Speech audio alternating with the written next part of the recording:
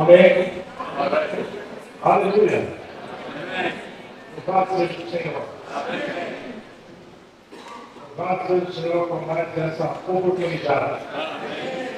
Nós temos que nos reunir em torno da sua palavra. É muito gratificante o fato de nós podermos nos reunir para ouvir a palavra do Senhor. Nós não vamos ouvir aqui opinião de homem algum. Nós esperamos que o Senhor honre o coração de cada irmão que está aqui essa tarde, suprindo cada um de nós com seu Espírito, por meio da sua palavra.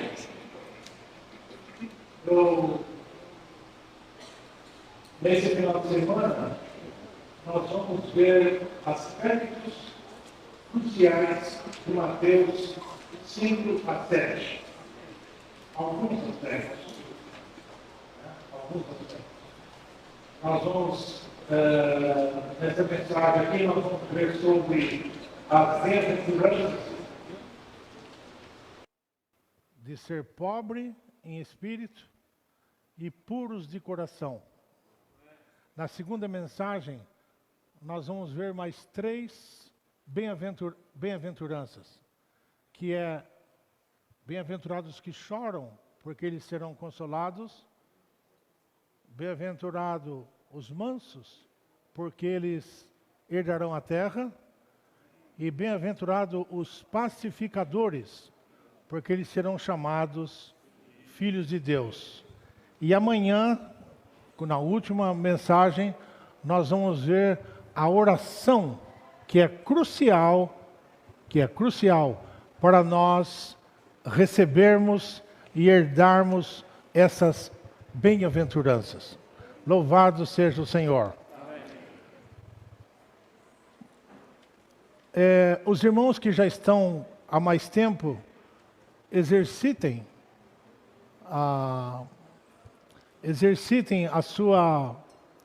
o seu espírito no sentido de ter compaixão dos irmãos que são mais novos, né? E vocês que são mais velhos, como eu, peça para o Senhor te livrar da familiaridade. O que é isso? Isso aí eu já vi. Em 1900 e não sei quando, teve uma conferência, os irmãos falaram sobre esse negócio aí. Irmãos, nós cremos que a palavra do Senhor, assim como suas misericórdias, elas se renovam a cada manhã.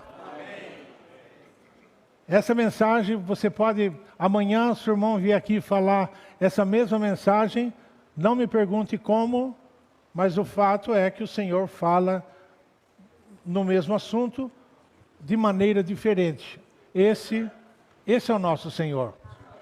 Nós estamos aqui, então, sobre a questão dos aspectos cruciais de Mateus 5 a 7, nós precisamos abrir um pouco esse título aqui, tá certo? Mateus 5 a 7. Aquele que é novo, o que é isso aí? Mateus 5 a 7. Na verdade, o livro de Mateus, ele apresenta o Senhor como rei. E todo rei, ele precisa de um reino. E todo reino tem uma constituição. Mateus 5, 6 e 7 é a constituição do reino dos céus. Irmãos, nós temos uma constituição. Você quer saber qual a constituição do reino dos céus?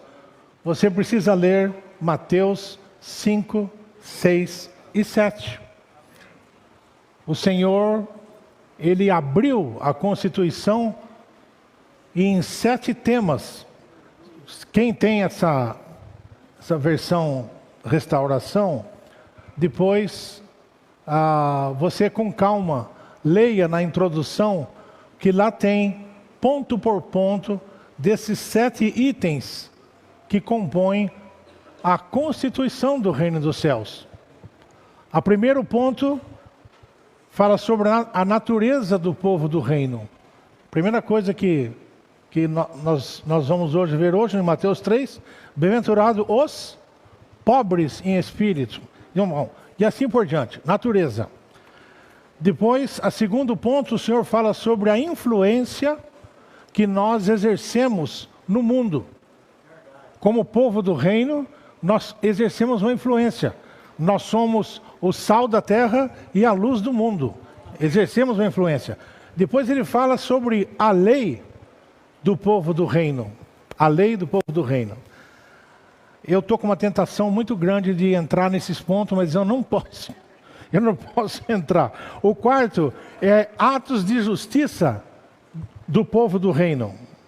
O quinto é como é que o povo do reino trata com as riquezas materiais.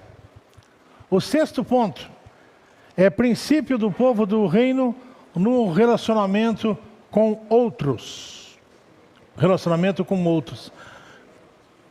Eu vou falar só sobre esse ponto aqui. Sabe qual a primeira coisa que fala sobre esse tema que o Senhor abre, Mateus capítulo 7?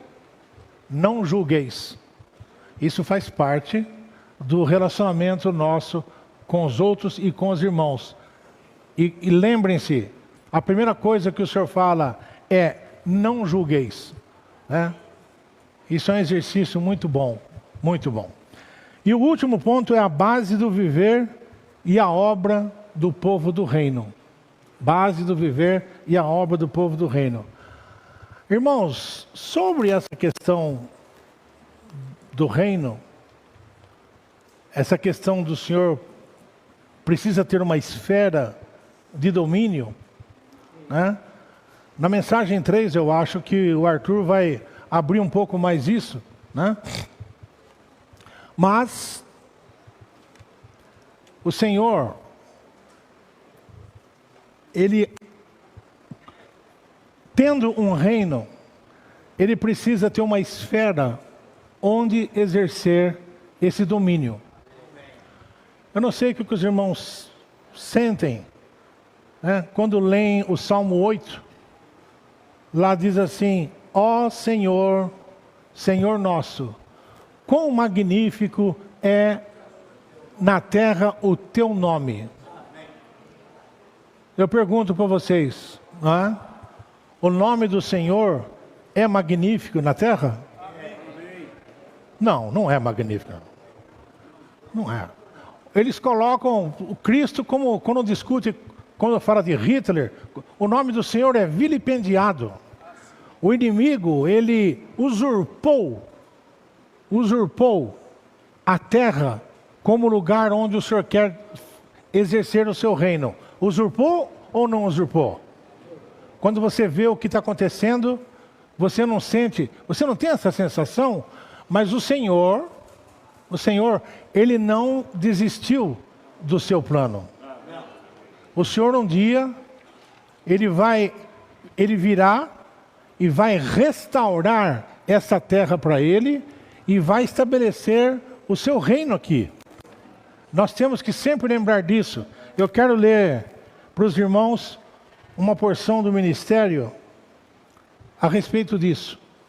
Isso aqui está na conclusão do Novo Testamento, mensagens 421 e 433, infelizmente não estão traduzidos ainda, mas eu estou citando a fonte, de onde que eu estou lendo. Depois de Cristo executar o seu juízo sobre as nações na sua vinda, um dia o Senhor vai mostrar a que Ele veio como juiz. Não vem mais como cordeiro, tá certo? Ele vem como juiz, como um leão da tribo de Judá. Então ele vem, depois de Cristo executar o seu juízo sobre as nações na sua vinda, o reino do mundo se tornará o reino de Cristo. Não se preocupe, irmãos, com o que os homens estão fazendo hoje com a terra. Um dia, o Senhor vai fazer com que essa terra seja só dele. Ao soar da 7ª trombeta, a grande tribulação acabará e esta era será encerrada. O mistério de Deus será consumado e outra era, a era do reino, virá durante 1 milênio, 1000 anos. O Senhor vai estabelecer 1000 anos de reino aqui. Quando a era do reino chegar, toda a terra toda será o reino de Cristo. Então não se preocupe com aquilo que eles estão fazendo hoje, certo? Tem juiz aí achando que pode fazer de tudo, não é isso? Não se preocupe. Um dia o Senhor vai julgar toda essa situação. Hoje a terra é um reino do mundo, sob o governo de Satanás. É isso aí ou não é? Porém, aleluia, vem o dia em que o Senhor, como rei, voltará a ganhar este mundo. O mundo referido em Apocalipse 11:15 é a terra que os mansos herdarão em Mateus 5:5. Apenas Cristo é o dono legítimo da terra. Ele pagou o preço na cruz para comprar a terra toda, a fim de que um dia o reino seja estabelecido. Todos os centímetros desta terra pertencem a Cristo. Não concordamos que nenhuma parte da terra pertença a outros. Todos os outros são usurpadores. Cristo é o único dono. Além disso, ele vem para tomar posse da terra. Aonde quer que nossas viagens nos levem, temos de aprender a declarar: esta é a propriedade do meu Senhor. Nós estamos em Belo Horizonte hoje. Belo Horizonte é propriedade do nosso Senhor. Temporariamente está usurpada pelo inimigo. Mas um dia o meu Senhor virá para proclamar, para reclamar o que é seu. Mais cedo ou mais tarde, o reino do mundo se tornará o reino de nosso Senhor e do seu Cristo. Está muito boa a leitura, mas eu vou preciso parar de ler. Então, irmãos, no que se refere à terra, não se preocupe. Hoje, o nome do Senhor não é magnífico em toda a terra. Mas se você ler o Salmo 8, com cuidado, no final você vê que o Senhor, o salmista, inspirado pelo Espírito, ele escreve de novo lá no último versículo: ó Senhor, Senhor nosso, quão magnífico em toda a terra é o teu nome. Um dia isso vai acontecer.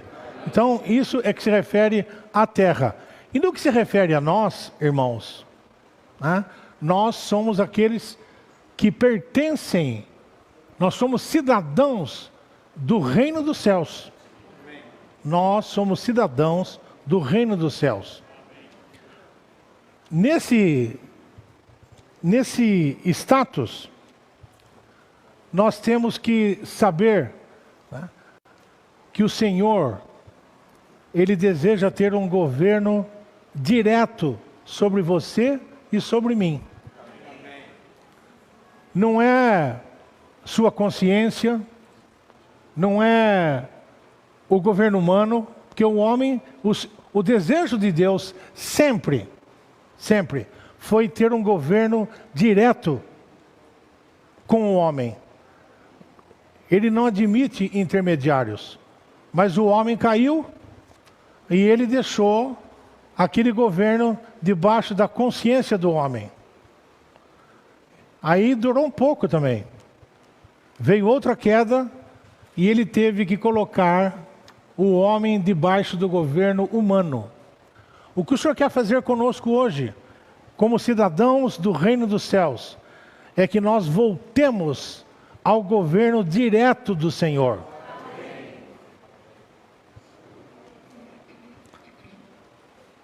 Um teste muito bom me desculpem os motoristas, um teste muito bom pelo que nós estamos sendo governados. Se pelo governo divino, direto, ou pelo governo humano. Se eu só ando a 80, porque tem uma placa lá dizendo que é 80, e se eu passar, o radar me pega, isso significa que eu ainda estou muito aquém da expectativa do Senhor. Nós temos uma vida em nós, vida, e essa vida, ela faz com que nós andemos de acordo com aquilo que é estabelecido para nós andarmos, sem pôr e sem tirar. Então, você concorda com isso, irmãos? É maravilhoso. O Senhor aumentando o conteúdo dele em nós vamos nos dar conta um dia que certas leis não são mais necessárias para nós. Tá certo? Essa é a nossa esperança. Tá? Por quê? Porque nós estamos aqui debaixo de um governo celestial. Nós somos cidadãos do reino dos céus. Eu creio que, como uma palavra de abertura, é suficiente, né? E a primeira coisa que fala sobre essas bem-aventuranças, em Mateus 5 a 7, a primeira delas, o título de hoje, né? A bem-aventurança de sermos pobres em espírito e puros de coração, a fim de estarmos sob o governar celestial de Cristo, como nosso novo rei, a fim de vermos Deus. A fim de vermos Deus. Então esse hino que nós cantamos hoje, várias vezes ele fala: o meu espírito é para conter Deus, e o meu coração é para o quê? Amar Deus. O coração ama Deus, o espírito contém Deus. Tá certo? Um coração puro e um espírito vazio são duas condições principais para as 9 bem-aventuranças referidas pelo Senhor em Mateus 5. Lá tem 9 bem-aventuranças.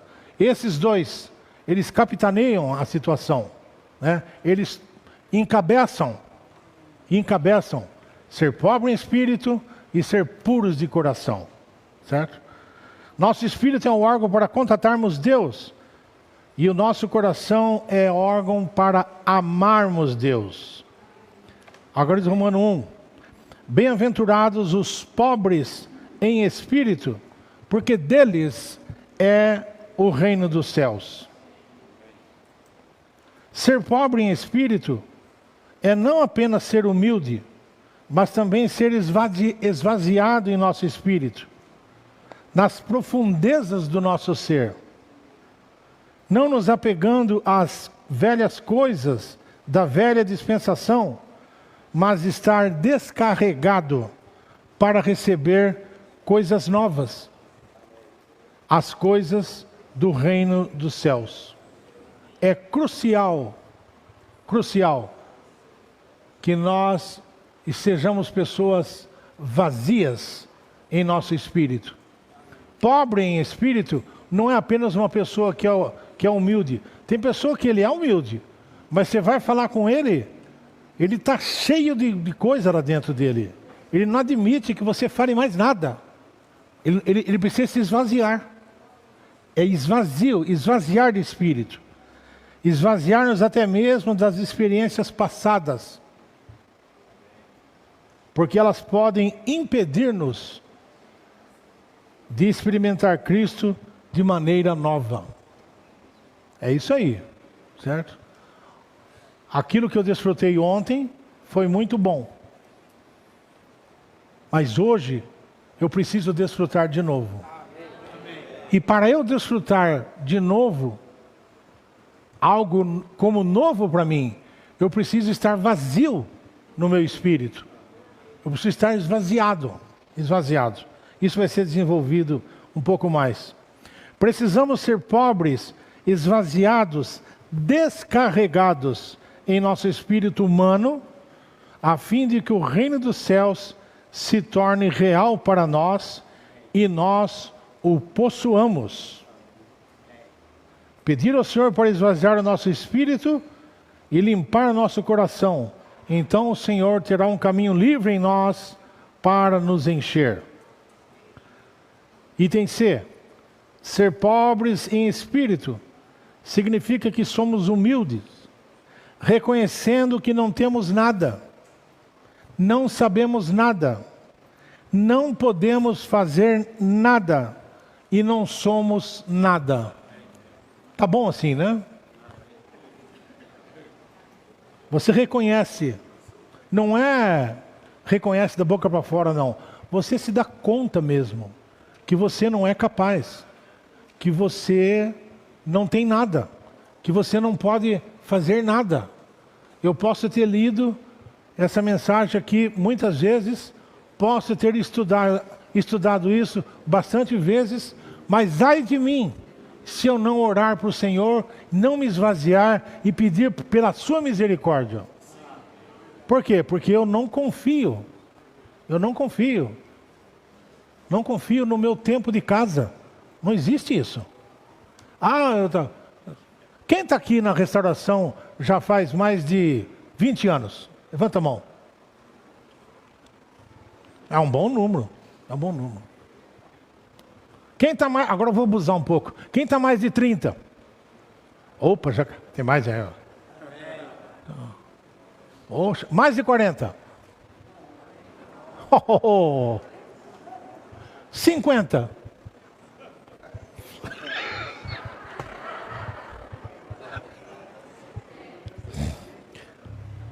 Eu pergunto, isso te qualifica a achar que você tem alguma coisa? Não qualifica. Quanto mais tempo passa, menos você confia em você. É uma situação normal essa. Quanto mais tempo passa, menos você confia, mais você depende do Senhor. Mais você tem que estar com o seu espírito vazio. O que foi ontem, irmãos, foi muito bom. A conferência do ano passado foi excelente. Mas o que importa para nós é hoje. Esse final de semana é que nós queremos que o Senhor fale novamente conosco. Isaías 57:15. Porque assim diz o alto, o sublime, que habita a eternidade, o qual tem o nome de santo. Habito no alto e santo lugar, mas habito também com o contrito e abatido de espírito, para vivificar o espírito dos abatidos e vivificar o coração dos contritos. Aleluia! Se você quer passar pela experiência de ser vivificado pelo Senhor, né, nós precisamos realmente nos esvaziar. Aqueles que são pobres em espírito têm um espírito disposto para as coisas do Senhor e para as coisas da igreja. O nosso foco é esse. É claro que você cuida de um monte de outras coisas. É claro. Mas o seu foco é você ter um espírito disposto para as coisas do Senhor e para as coisas da igreja. As coisas do Senhor e as coisas da igreja, elas sempre têm a preeminência na nossa vida.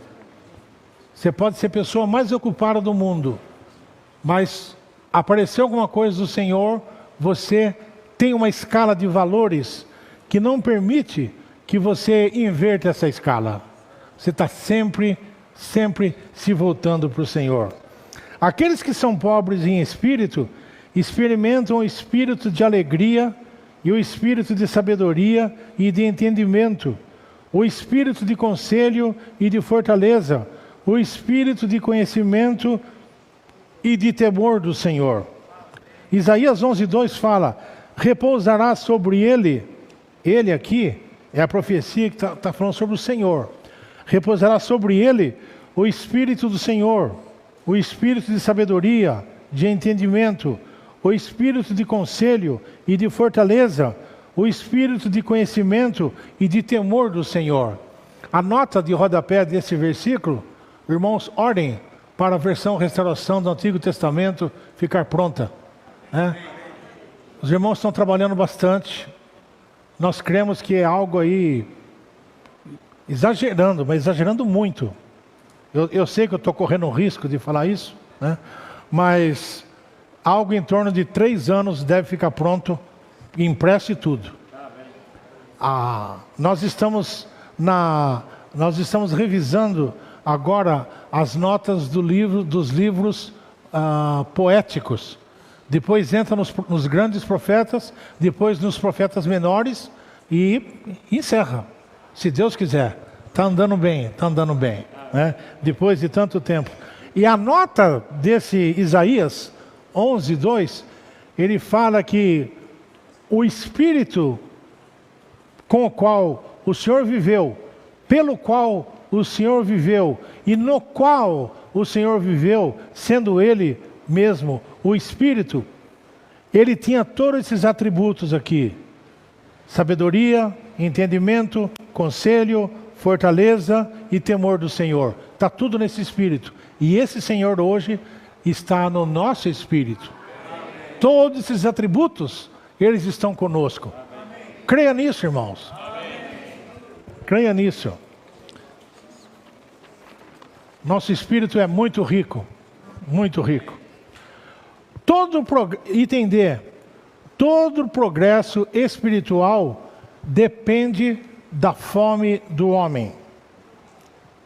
Aqui tem um versículo que é maravilhoso. Foi falado por Maria, se eu não estou enganado, Lucas 1:53. E ela fala assim: e encheu de bens os famintos e despediu vazios os ricos. Você quer ser faminto ou quer ser rico? Nessa tarde, todos nós queremos ser vazios. Famintos, desculpa. Porque Ele vai nos despedir cheios. E aqueles que são ricos, infelizmente, serão despedidos vazios. O progresso espiritual se baseia na nossa fome. Eu nunca estou contente com aquilo que eu tenho. Eu sempre estou buscando mais diante do Senhor. Devemos temer estar contentes e satisfeitos com nós mesmos e satisfeitos com as coisas do passado. Paulo escreveu em Filipenses 3:13: irmãos, quanto a mim, não julgo ter conquistado, mas uma coisa faço. O que ele fazia? Esquecendo-me das coisas que ficam para trás e avançando para as que estão adiante. Quando Paulo escreveu Filipenses, ele já tinha 26 anos de estrada. 26 anos servindo o Senhor. 26 anos viajando, suprindo as igrejas, escrevendo. E isso ele falou com toda essa experiência de 26 anos. Esquece daquilo que fica para trás e vamos avançar. A estagnação espiritual é o resultado de sermos indiferentes à nossa carência espiritual. Todos os fracassos e a decadência são o resultado de estarmos satisfeitos com nós mesmos. Que o Senhor nos livre disso, irmãos. Eu já tenho tantos anos de vida da igreja, já participei de 45 conferências, eu tenho uma pilha dessa altura de caderno de anotação, tudo que vocês falam eu já ouvi, é verdade? É, mas esse Espírito não pode habitar em mim.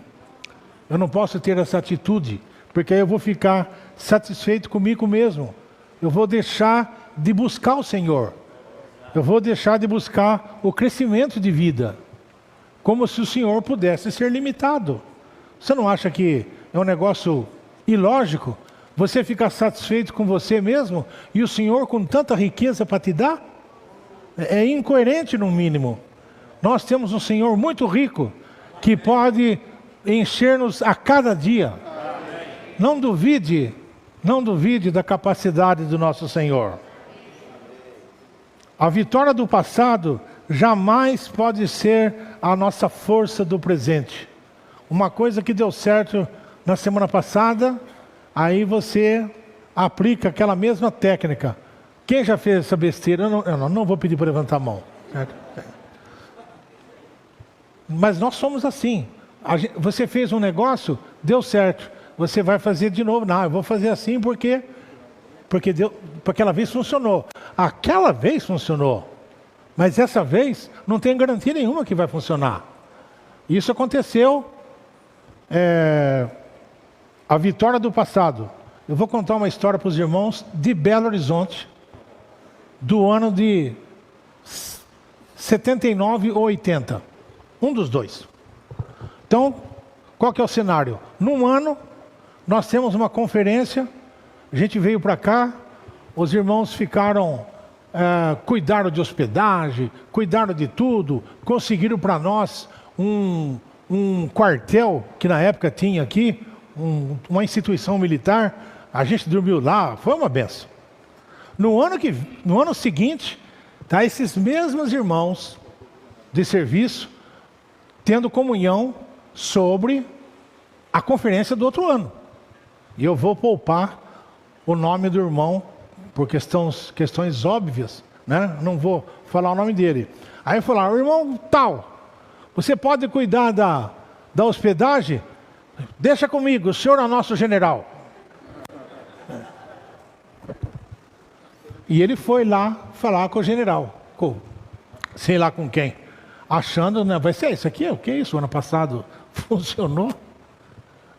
Ó Senhor Jesus, aqueles irmãos passaram por uma... Vocês não fazem ideia, irmãos, quem estava aqui naquele ano, foi complicada aquela conferência. Eu participei daquela conferência, não tinha hospedagem, não tinha...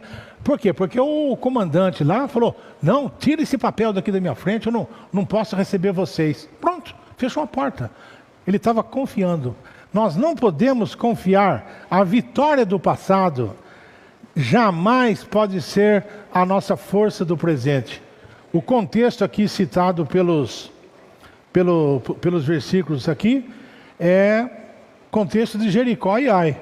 Primeira vez, vamos dar uma volta na cidade, dar outra volta. Bom, os irmãos conhecem a história.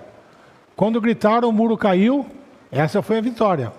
Quando foi para conquistar Ai, o que eles falaram? Josué mandou alguns espias para ver como é que era a situação. Eles chegaram em Josué e falaram, 2, 3 mil pessoas no máximo. Manda que a gente vai pegar isso aí. Por quê? Estava baseado em Jericó, certo? Cortar a dependência do Senhor. Certo? Alguns israelitas morreram, né? E tinha lá, o pessoal começou a reclamar diante de Deus, Josué, e o Senhor falou para mim, por que você está prostrado aí? Tem pecado no vosso meio. Aí entra a história da cunha de Acã, que os irmãos conhecem. Se você não conhece, irmão, sinto muito, leia depois, que nós não vamos ter tempo aqui, né? Não podemos prosseguir sem, isso é importante, irmãos, não podemos prosseguir sem conhecimento novo do Senhor. E sem uma nova, eu vou me permitir sugerir para os irmãos que sublinhem a palavra novo e a palavra nova. Novo conhecimento e uma nova visão dele. A visão que nós temos no passado foi muito boa, mas nós precisamos ter uma nova visão do Senhor. Certo? Olha que olha o que o Senhor falou para Paulo em Atos 26:16. Mas levanta-te. No contexto aqui, Paulo, ele está contando a história dele para o rei Agripa. Ele falou, mas levanta-te e firma-te sobre os teus pés, pois para isso eu te apareci, passado, para te constituir ministro e testemunha, tanto das coisas em que me viste, passado, como daquelas em que ainda te aparecerei. O Senhor, Ele apareceu para nós. Apareceu ou não apareceu? Amém. Mas o Senhor quer continuar aparecendo para nós. Amém. Você pode orar para o Senhor. Senhor, apareça para mim, Senhor. É bom pedir a presença do Senhor. Sempre que chegamos ao ponto de clamar, eu não consigo, nosso progresso começou. É a hora que você desiste de você mesmo, que você acha que você não consegue. Então Deus pode facilmente criar um desejo por Ele em nós. O contexto aqui de segundo livro de Crônicas 20 é a oração de Josafá, aquele rei muito temente a Deus, rei de Judá, né? E ele estava pedindo para o Senhor. Os amonitas, os moabitas e os filhos de Seir, ou Esaú, né? Eles são fortes, são muitos, eles vêm sobre nós. Ao versículo dele: ah, nosso Deus, acaso não executarás tu o teu julgamento contra eles? Eles aqui é Amonita, Moabita e os filhos de Seir. Porque em nós não há força para resistirmos a essa grande multidão que vem contra nós. E não sabemos nós o que fazer. Ponto e vírgula. Aqui muda tudo. Porém, os nossos olhos estão postos em Ti. Amém. Aleluia. Quando você não consegue, o Senhor, Ele pode fazer alguma coisa. Pode fazer alguma coisa. Devemos lembrar-nos que Deus nos dá dificuldades a fim de nos escavar mais profundamente. Você já recebeu alguma dificuldade, irmãos? Já passou por dificuldade? Eu não vou pedir para levantar a mão, porque é uma coisa óbvia, certo? Todos nós passamos por dificuldade, mas nós precisamos nos dar conta que quando nós estamos numa dificuldade, o Senhor está dando para nós uma oportunidade de que nós nos escavemos mais profundamente. Ele quer escavar mais as coisas de nós. Nós estamos às vezes entulhados e o Senhor quer nos limpar, quer remover essas coisas, para que possa encher-nos mais consigo mesmo. Eu acho que é uma troca que vale a pena, irmãos. Vale a pena. Você pedir para o Senhor: Senhor, nesse dia, dispensa-te um pouco mais da Tua pessoa em mim. Descarrega, Senhor, um pouco mais da minha natureza caída, humana, tá certo? Rebelde, mesquinha. O Senhor quer descarregar isso e nos encher com Ele mesmo. É uma troca que vale a pena. Sempre que ficarmos vazios, o Senhor nos encherá. O progresso espiritual é uma questão de ser continuamente esvaziado e continuamente enchido. Continuamente esvaziado e continuamente enchido. Aqui tem a citação desse profeta Eliseu. Os irmãos sabem, aquela mulher, ela foi recolher lá o último recurso que ela tinha. Certa mulher dos discípulos, ela reclamou para o profeta, e o profeta mandou ela fechar a casa dela. Os vizinhos, os filhos saíram para os vizinhos e pediram vasilhas. Enquanto tinha vasilha, as vasilhas estavam sendo enchidas com azeite. O Senhor quer que nós tenhamos espaço para Ele encher. Nós temos que nos abrir para o Senhor, porque Ele enche. O Senhor enche, tá certo? Essa é a experiência de Eliseu. E tem aqui também uma questão, um princípio, que se refere à oferta, irmãos. Quem está conosco sabe que nós dificilmente falamos sobre esses assuntos. É verdade ou não? Qual foi a última vez que foi falado sobre dinheiro aqui em Belo Horizonte? Né? Faz tempo, deve fazer tempo. Contudo, a nossa prática de ofertar, às vezes ela é colocada à prova. E a lógica, a contabilidade do Senhor é diferente. Você acha que você precisa ganhar para dar. Mas o Senhor, o versículo fala assim, ganhe e dê. É assim que está escrito? Não. O versículo diz, dai e ser-vos-á dado. O Senhor funciona desse jeito. Não me pergunte por quê, mas funciona assim. Você primeiro dá. Aquele profeta Elias, ele foi visitar aquela viúva de Sarepta e ela reclamou com ele. Falou, ele pediu água.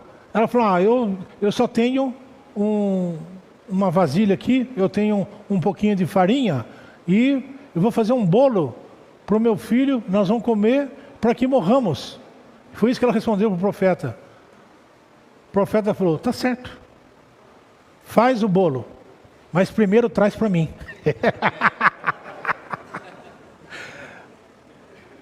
Percebe, irmãos? Primeiro, você tem que dar o bolo para o profeta. O Senhor cuida do resto. É assim que funciona. Ofertas é a mesma coisa. Nós precisamos aprender a ofertar. Quanto mais uma igreja oferta, mais dinheiro ela tem em caixa. Acredite no que eu estou falando. Quanto mais generosos nós formos, mais o Senhor será generoso conosco.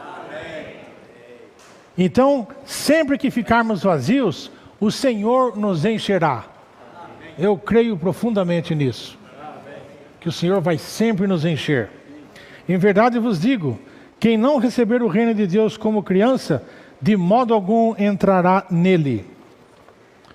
Uma criança que não está enchida e ocupada com velhos conceitos, pode facilmente receber um pensamento novo. Isso é verdade. Nós temos mais dificuldade, tá certo? Que nós já, afinal de contas, né? Você já viveu quantos anos? Alguém, eu tenho um cunhado que o pessoal ia querer ensinar, ele era um ferramenteiro de precisão. Imagina, um cara desse trabalhava numa marcenaria, onde não tem nada de precisão. Estou falando precisão mecânica, tá certo? Aí um funcionário chegava nele e fala, mas viu, senhor, aqui pode fazer isso. Ele fala, meu filho, ele é mineiro inclusive. Ele fala, meu filho, aquilo que você está querendo aprender, eu estou querendo esquecer. Nós somos assim, às vezes nós achamos que nós já não aceitamos mais nada. Não tem mais. Criança não. Criança você pode dar para ela um pensamento novo que tudo está bom com ela. Certo? As pessoas precisam ser como crianças e com um coração desocupado receber o reino de Deus como algo novo. Amém. Aleluia. Amém. Agora nós chegamos ao Senhor Jesus. Agora chegamos bem-aventurado e puro de coração. Então é pobre em espírito, vazios em espírito e agora puros de coração. Por quê? Porque verão Deus. Nosso espírito é o órgão para receber Cristo, enquanto o nosso coração é o solo onde Cristo, como a semente da vida, cresce. Ter um coração... Irmãos, leia o ar para eu tomar um pouco d'água aqui, por favor. Ter um coração puro significa que nosso coração é singelo, não buscando nada além do próprio Senhor, para que Cristo cresça em nós sem impedimento. Amém. Cristo cresça em nós sem impedimento. Nós temos que ser justos conosco mesmos, para com os outros nós temos que ser misericordiosos e para com Deus nós temos que ser puros de coração. Amém. Aleluia. É uma receita muito boa. Se formos puros de coração ao buscar Deus, nossa recompensa é que veremos Deus. Quando Deus lhe apareceu, Jó viu Deus, ganhando Deus em sua experiência pessoal e abominando-se. Jacó, aqui tem aquele versículo famoso de Jó, né? Eu conhecia só de te ouvir, Jó 42:5. Mas agora os meus olhos te veem. Ver Deus é ganhar Deus. Hoje nosso Deus é o Espírito todo inclusivo, como a consumação do Deus triuno processado e consumado. O Deus para o qual olhamos hoje é o Espírito consumado, e podemos olhar para Ele em nosso espírito. Eu acho muito doce essa citação. O Senhor está no nosso espírito. Você não precisa ir para Jerusalém para ver Deus. Você pode olhar para o seu espírito e você pode ver Deus. Paulo vivia nesse tipo de realidade, tá certo? Aqui Coríntios 2:10, mas a quem perdoais alguma coisa, eu também perdoo. Pois também o que tenho perdoado, se alguma coisa tenho perdoado, foi por causa de vós na pessoa de Cristo. Então Paulo, o viver dele, ele tinha sempre diante dele o Senhor. Qualquer coisa que chegava nele, ele olhava para a face de Cristo. Se o índice dos olhos de Cristo aquecessem, ele fazia. Se não, ele simplesmente não prosseguia. O Senhor tem que ser íntimo nosso a esse ponto, irmãos. Olhar para os olhos do Senhor. O Senhor que está no nosso espírito. Nós precisamos desenvolver esse tipo de intimidade com o Senhor. Hoje, o nosso Deus é o Espírito todo inclusivo, como a consumação do Deus triuno processado e consumado. Nós já li. Nós vemos Deus a fim de que sejamos constituídos com Deus. Ver Deus nos transforma. E ver Deus equivale a ganhar Deus, de modo que nos tornemos Deus em vida e natureza, mas não na deidade. Quanto mais vemos Deus e amamos Deus, mais nos negamos e nos abominamos. É isso aí. Tá? É isso aí. Nós nos damos conta da pessoa grandiosa, maravilhosa e sublime que é Deus. Aí você vai comparar com você, vai comparar comigo, nós temos que nos dar conta disso aí. Se virmos o Senhor, eu estou lendo Algarismo Romano 2, letra G.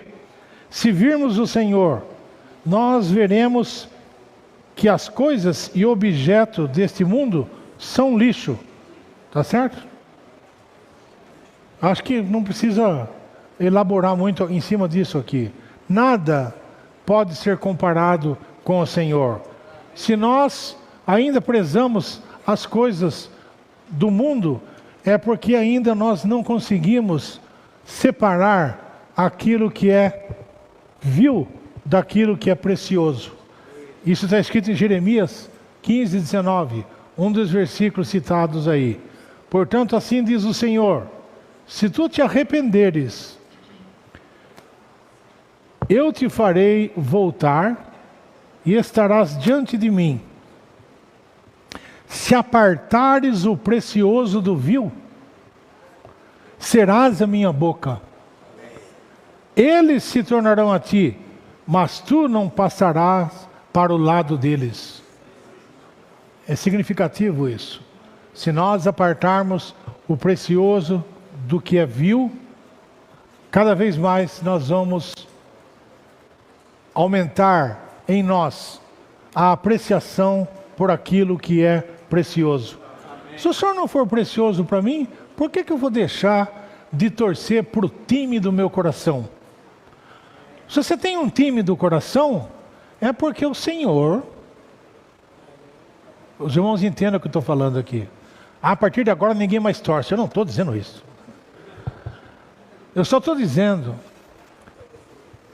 que essas coisas que estão ao nosso redor servem para medir onde nós estamos.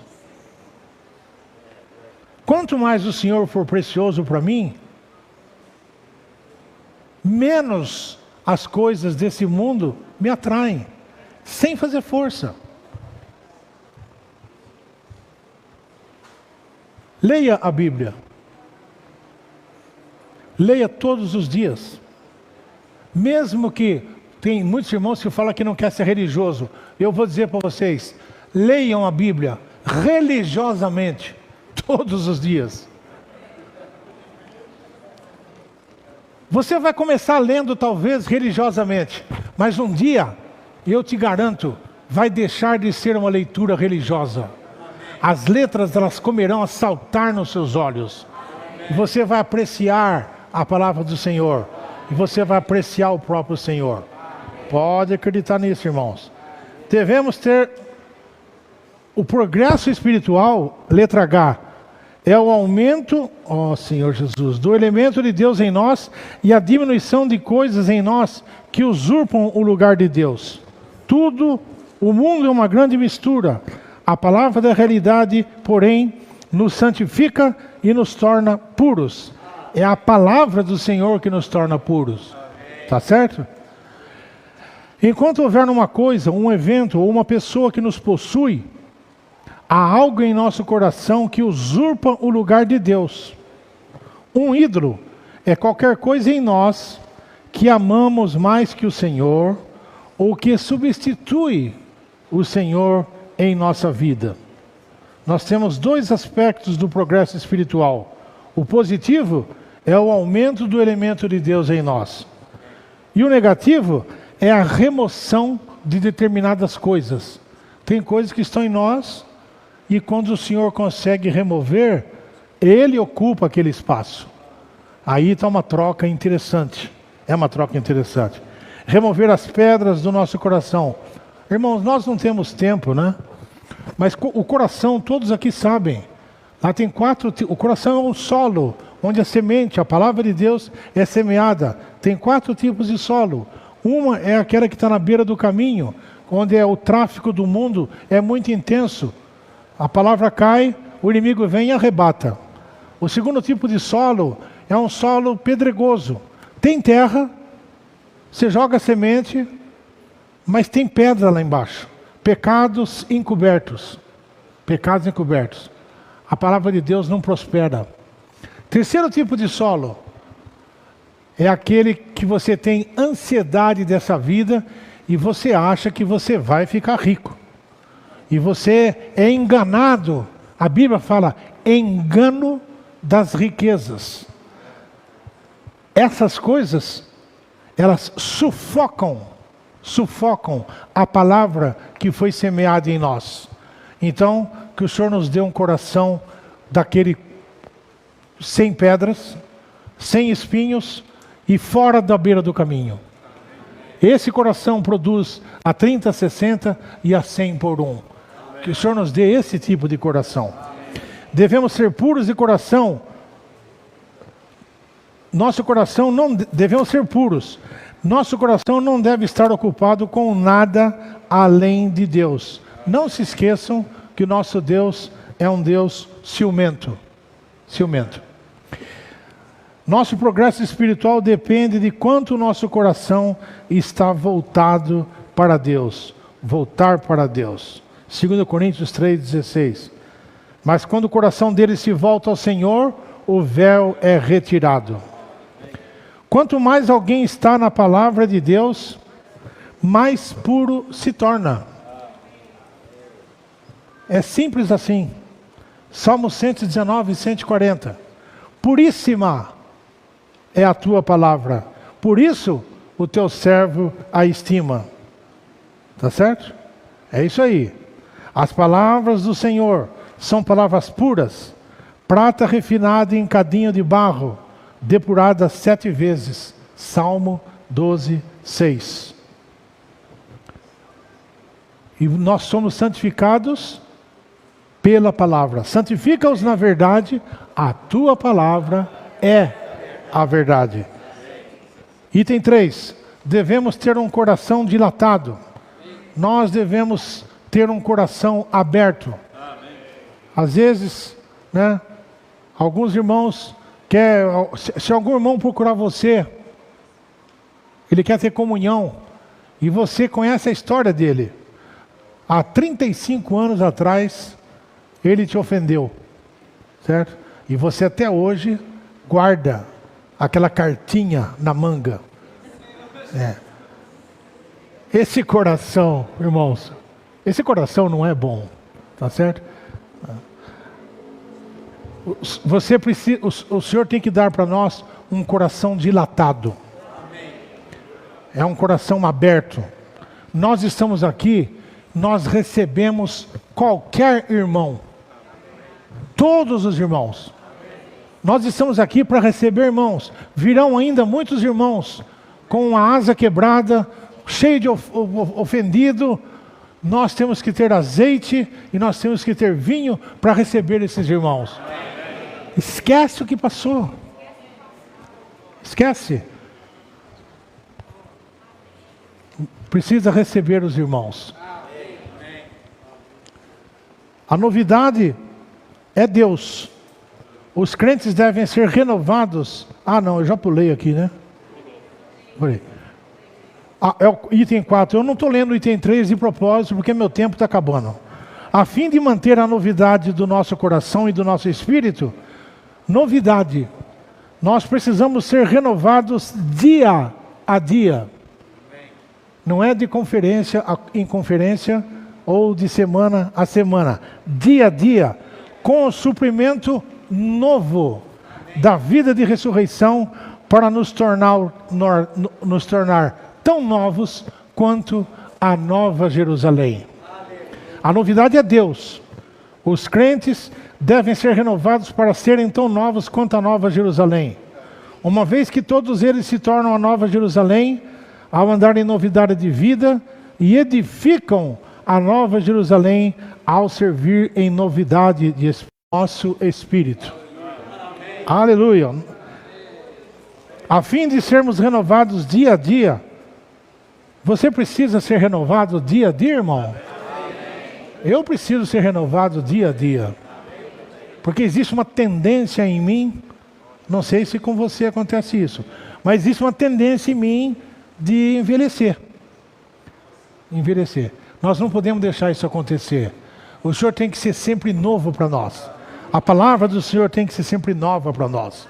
O nosso desfrute tem que ser sempre novo e renovado diante do Senhor. O desfrute de ontem foi muito bom, mas amanhã, quando nós acordarmos, nós precisamos desfrutar do Senhor novamente.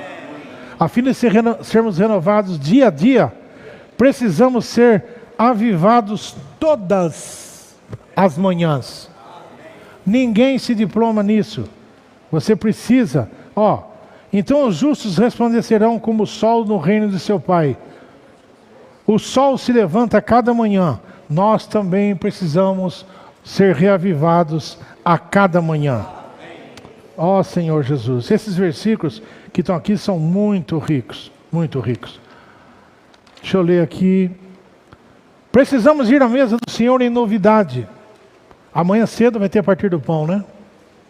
Okay. Em novidade. Podemos ser renovados aprendendo a dizer: desculpa, perdoe-me. Irmãos, não vale a pena guardar ofensa. Se você foi ofendido, perdoe. Se você ofendeu alguém, procure ser perdoado. Não retenha o perdão. Se você não perdoar, eu vou falar para você, não perca tempo orando, porque o Senhor não vai ouvir a tua oração. É simples assim. Simples assim. Se nós perdoamos, nós damos base para... Acho que o Arthur vai tocar nesse assunto aí. Então, deixa para o Arthur. Ser renovados, não perdoar, sabe o que acontece? Te torna velho. Você chega no irmão, ele tem ofensa guardada de 30 anos. É impressionante. Você vai tocar o que nele? Só tem velhice, só tem mofo. Não tem frescor espiritual, não tem nada ali. Por quê? Por causa de uma ofensa que ele não conseguiu perdoar. Vale a pena? Não vale a pena. Nosso espírito mesclado tem de espalhar-se para a nossa mente.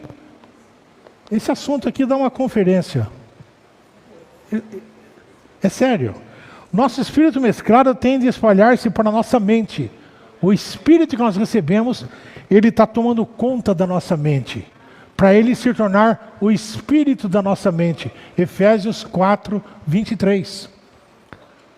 O espírito quer ganhar a nossa mente. Poxa vida.